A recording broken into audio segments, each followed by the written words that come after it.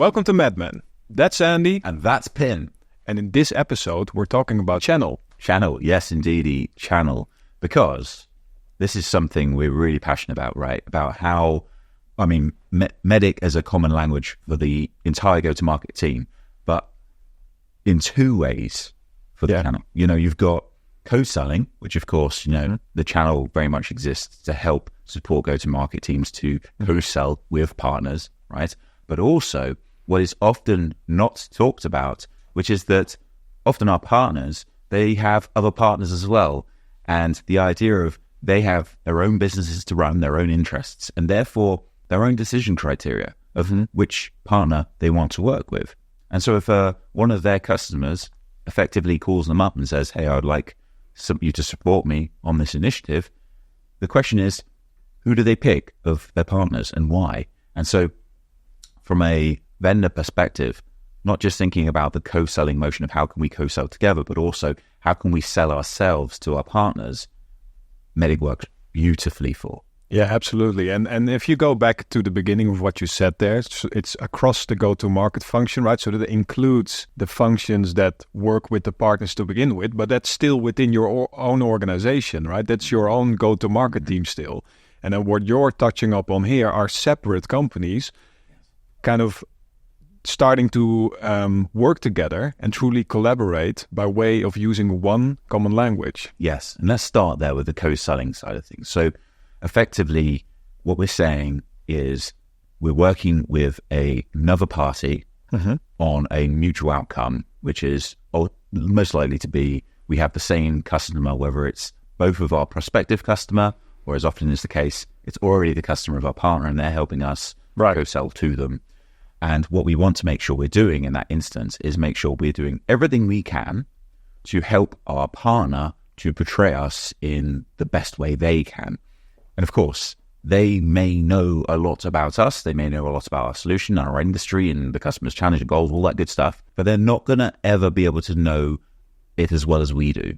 And so what we want to make sure we're able to do is to brief our partner to co-sell with them in the most succinct manner we can to enable them to do the best job they can do of representing us, because we're not always going to be in those conversations. We want to make sure that they understand what value we can bring, not just what value we can bring, but to which stakeholders, and therefore which stakeholders need to be involved in the process, and who is typically the champion, who is typically the economic buyer, what are typically their pains, what is typically their interests, what is typically the decision criteria.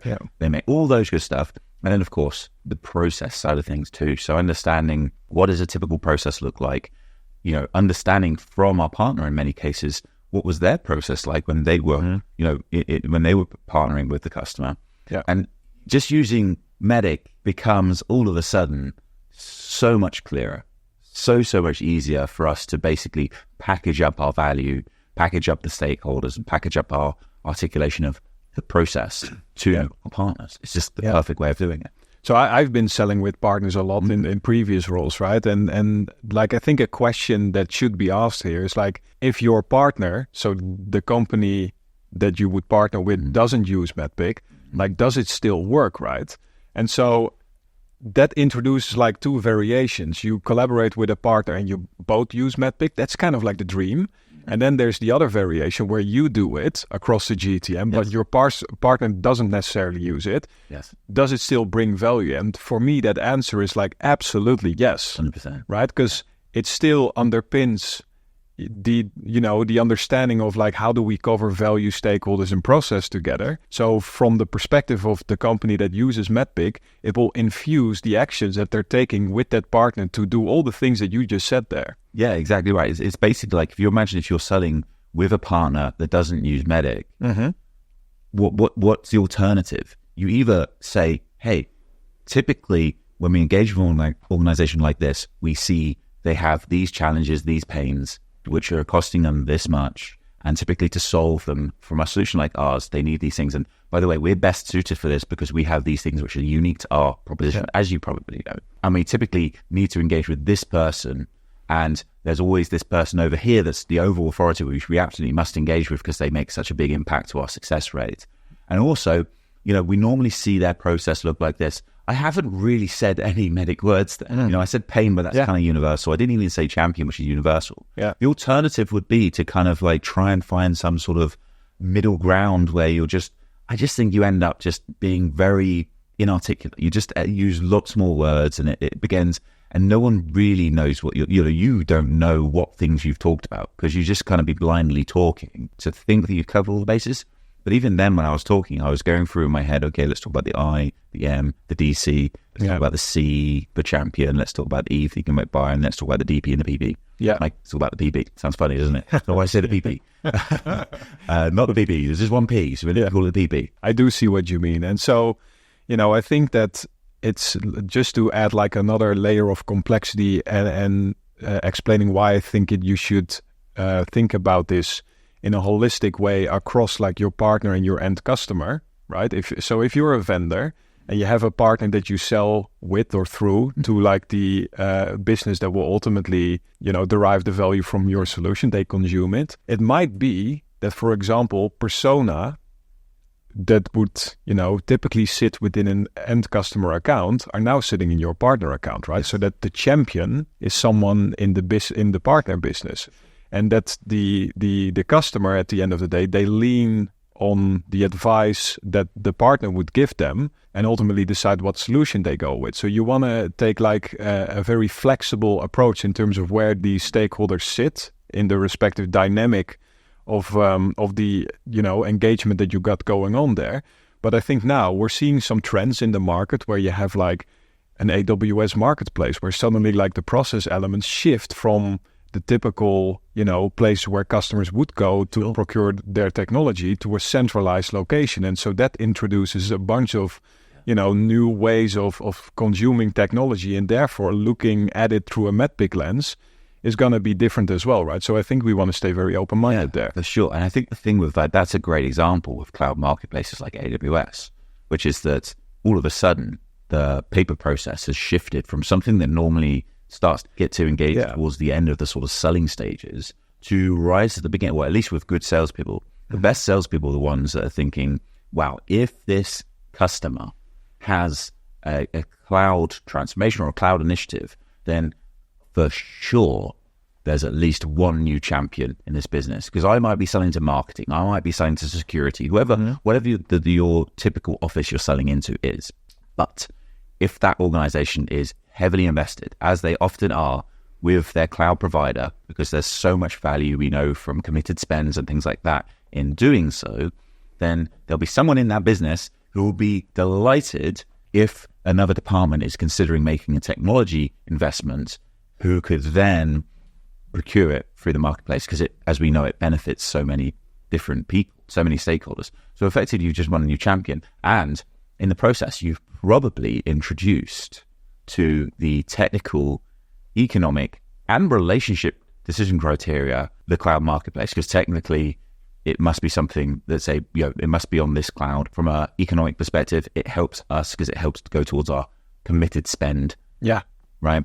And then from a relationship perspective, we're aligned. You're close to AWS. We're close to AWS, you know, that kind of thing. So that's a really good point there. And I just think that's a free champion in every deal. If salespeople can be proactively thinking about who is that person that would be really excited if they knew that we would procure through the cloud marketplace. Yeah, and a topic like this, you really don't want to leave this until late. Like you want to get ahead of it, because to your point, and I think that that's quite an important one, the economical decision criteria that you might be able to tie in with something like that also translates to the economic buyer, for example, right? Because if the CFO is the economic buyer and they're looking at like this massive spend commit, and suddenly you are able to tie yourself to that in a proactive manner that your champion might not know of, then suddenly you have like this great thing that you can do that makes everybody more successful, and it massively will accelerate anything after that. Yeah, it's like our friend from AWS, Phil Sohn, says,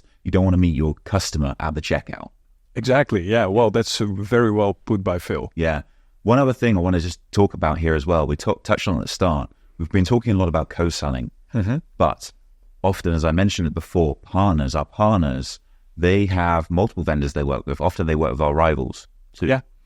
And so one thing that MEDDICC is, I think, brilliant at from a perspective of working with partners is to make sure we're considering our partners' own interests. So we can look at them and say, well, what pains are they likely to have? They may have pains where it could be poor margin. It could be that some of the vendors they work with have solutions that lead to unhappy customers or that lead to no real expansion. You know, they've got one product portfolio, whereas we have multiple products. So you know, we can expand together. They resell our licenses. It could be that the solution is poor, you know, and lowers our NPS. And we're something with resources, right? That they feel like these guys are low on resources. We're not necessarily getting the support that we need and stuff like that. So there's all these pains that could exist. And so we as the vendor need to consider what pain does that partner have with other vendors, and how can we present ourselves be solving that? And that's metrics, right?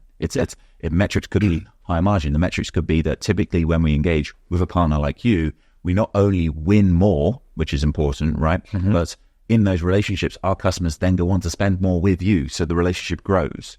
So that's just thinking about that. And of course, the decision criteria perspective of making sure we consider not just our customers' decision criteria, because the partners' decision criteria are different. They're interested in, you know, making sure that there's, you know, share of wallet, that they're going to make, you know, make good margins, all that good stuff. This is also where like the full GTM approach comes into the picture again, because everything that you said there, you know, anyone who watches this episode could be thinking like, yeah, like as a seller, as like an AE, individual contributor, this is the kind of mindset and approach that I want to take as I collaborate and work with partners, and as I, kind of like make sure that I'm working with the right partner on the right deal. But that's like a deal individual level. However, you have like the partner manager in the go-to-market team as well, right? And all of this also works at the level of like the entire relationship with that partner to your point, quantify what your goals are together and consider all of the other elements at large. Yeah, and we shouldn't forget those other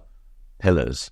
So in the partner's business, you need a champion. You need a champion to be thinking about you, because when that customer calls up or that opportunity arises in your partner's business, you want your champion to be going, this is, you know, this customer, the best solution we can bring to this customer is us, you know, and selling entirely effectively for us.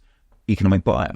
If we have done everything right, you know, with our partner to engage with their customer, everything's been perfect, but the economic buyer over the partner has a relationship with another vendor, and that vendor puts the call and says, look, you know, I need your support here. I know we're coming from behind, but I need your support. We'll follow through. We'll make this work. You're going to lose your deal because you didn't engage with that economic buyer, because that economic buyer inside of the partner's business, the partner's economic buyer wasn't tuned in to you, so you'll still lose that bill. And of course, my one is about the decision process here as well. We want to make sure that we're truly understanding that it's so easy with partnerships to kind of look at each other and go, yeah, I can bring a win to you and you can bring a win to me.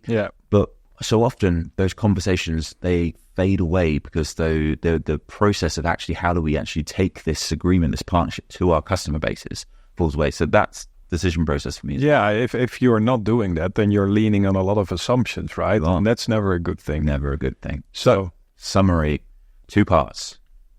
MEDDIC can help you to co-sell, but it can also help you to sell yourself to the partner, making sure we always are thinking about delivering the value we can provide, engaging with the right stakeholders, and staying on top of the process. That's an awesome summary, and I think it proves that MEDDPICC spans across your own go-to-market team, but also to your partner ecosystem. Sure. All right, then. Cheers.